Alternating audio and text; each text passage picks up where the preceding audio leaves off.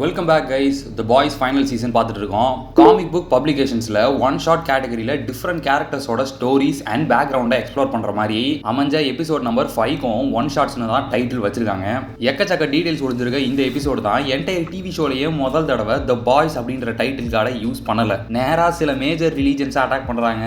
Big celebrities வேஷத்தில் new superheroes, Vought ரைசிங்கில் நம்ம பார்க்க போகிற possible comic book characters and even Sony Spiderman யூனிவர்ஸை கூட விட்டு வைக்கல. டைம் வேஸ்ட் பண்ணாமல் வீடியோக்குள்ள போயிடலாம். Let's break some Waals.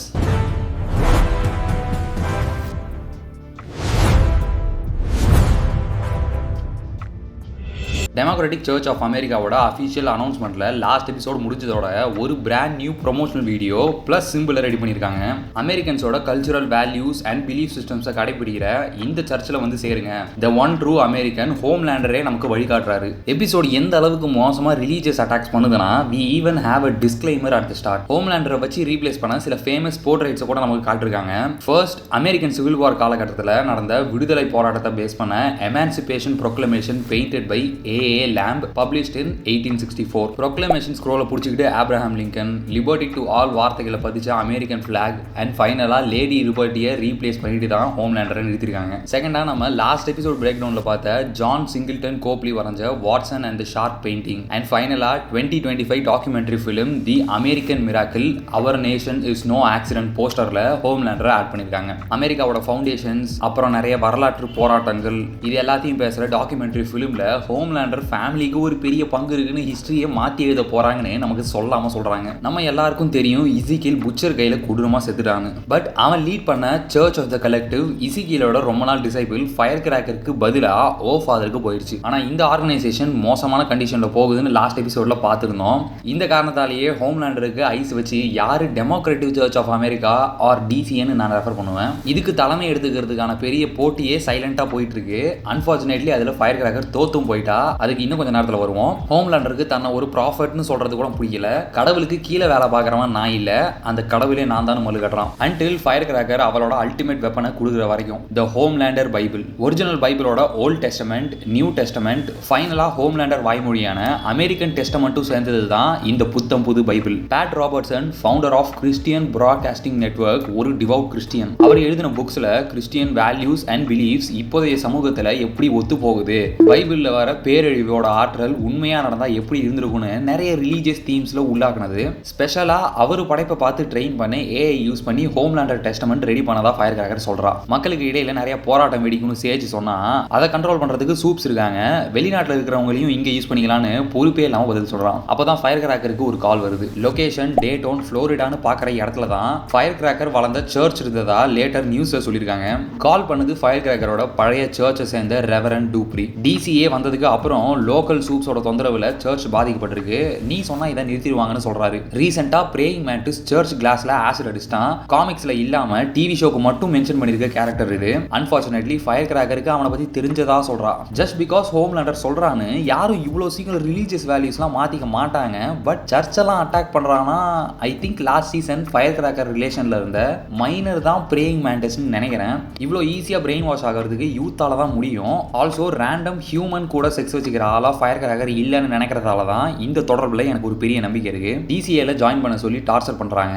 Join பண்ணவும் முடியாது, பண்ணணும்னாலும் அட்மிஷன் ஃபீ கட்ட காசு இல்லைன்னு ரெவரன் சொல்றாரு. வாட் ஹவர்ஸ்ல சோல்ஜர் பாய்கிட்ட ஒன்னா இருக்கும்போது இதை பத்தி சொன்னா இதை கேட்கிற மூடு கூட நம்ம ஆளுங்க இல்ல. தைரியத்தை வளர்த்துட்டு போன ஃபயர் கிராக்கர் ஷாக்குக்கு ஹோம்லேண்டருக்கு பதிலாக அங்க ஓ ஃபாதர் இருக்கான். ஹோம்லேண்டருக்கு பரிசா அவர் ஹெல்த்துக்கு பிரஸ்ட் மில்க் டொனேஷன் வந்துட்டு இருக்கு.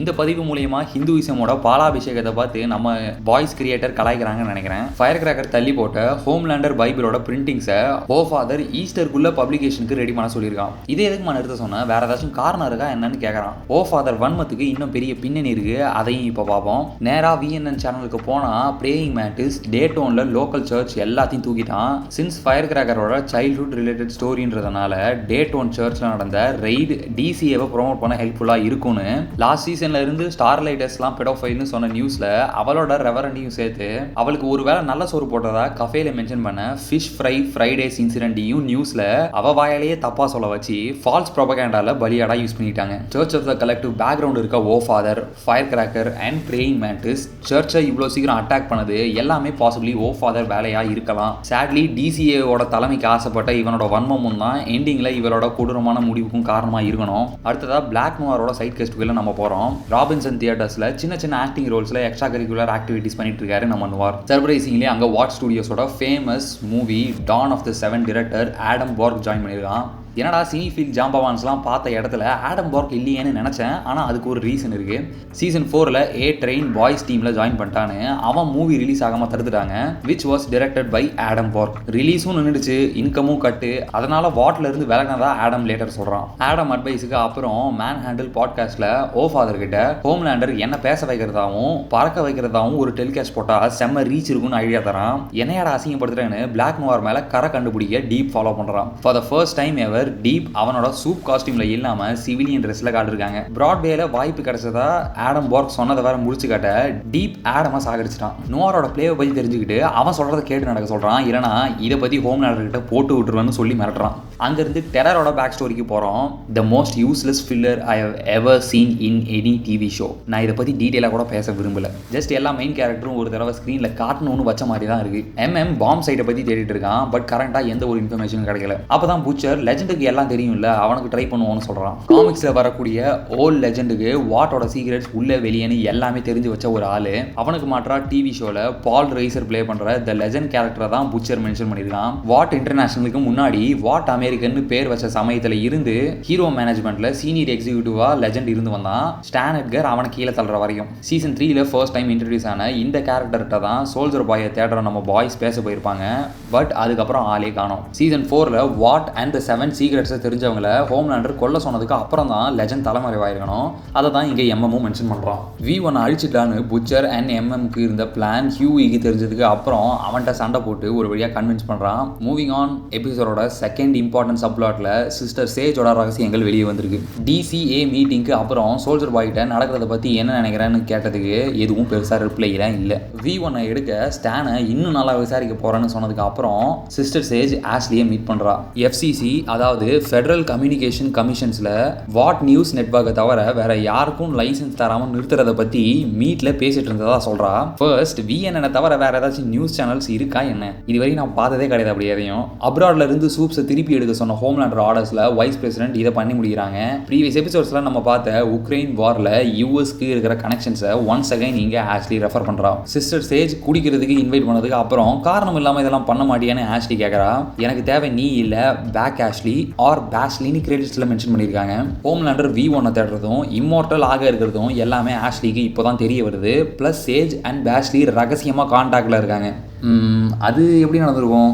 ஆஷ்லி தூங்கிட்டதுக்கு அப்புறம் பேஷ்லி பாடியை கண்ட்ரோல் எடுத்துப்பாலோ, ஆர் ஆஷ்லிக்கு தெரியாமலே ப்ரொஃபசர் எக்ஸ் மாதிரி ரெண்டு பேரும் டெலிபதியில பேசுறாங்களா? டீட்டெயிலாக எக்ஸ்பிளைன் பண்ணுங்க ப்ரோ. இந்த மாதிரி மொட்டையை விடாதீங்க. சோல்ஜர் பாய் நடுவில் இருக்கான். அவன் என்ன நினைக்கிறான்னு எனக்கு தெரியணும். குறிப்பா ஹோம்லேண்டருக்கு சப்போர்ட் பண்றான்னு தெரியணும்னு சொல்றா. சீசன் 4ல அவ பாட்டி கேன்சர்ல இறந்து போனதா நியூமன்ட்ட சேஜ் சொன்னதுக்கு அப்புறம் ஆஷ்லி கிட்ட மென்ஷன் பண்றா. ஆஷ்லி தன்னோட அம்மாவை பத்தி இன்ஸ்பைரிங் ஸ்டோரியை சொன்னா, எனக்கு ஹெல்ப் பண்ணு, நீயும் உன்னோட அம்மா மாதிரி நினைச்சதை பண்ற ஆளா இருக்கலாம்னு சொல்றா.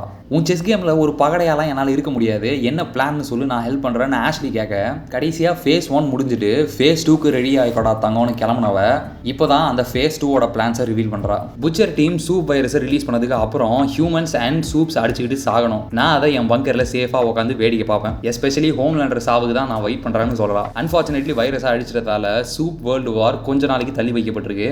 உனக்கு அங்கே இடம் இருக்குன்னு ஃபர்ஸ்ட் சேஜ் பேஷ்லியே மென்ஷன் பண்ணுறா. அப்புறம் தான் ஆஷ்லியே இன்வைட் பண்ணுறா. சேஜ் அறிவை வச்சு தான் ஒருத்தவங்களும் மதிக்கிறான்னு நான் நினச்சது கரெக்டு தான் போல. ஏன்னா லாஸ்ட் சீசன் டீப்பை ட்ரீட் பண்ணுறதுலேருந்து நான் பார்த்துட்டு இருக்கேன். அடுத்ததாக ஃபைனல் அண்ட் மோஸ்ட் இம்பார்ட்டன்ட் சப்ளாட்டை நம்ம பார்க்க போகிறோம்.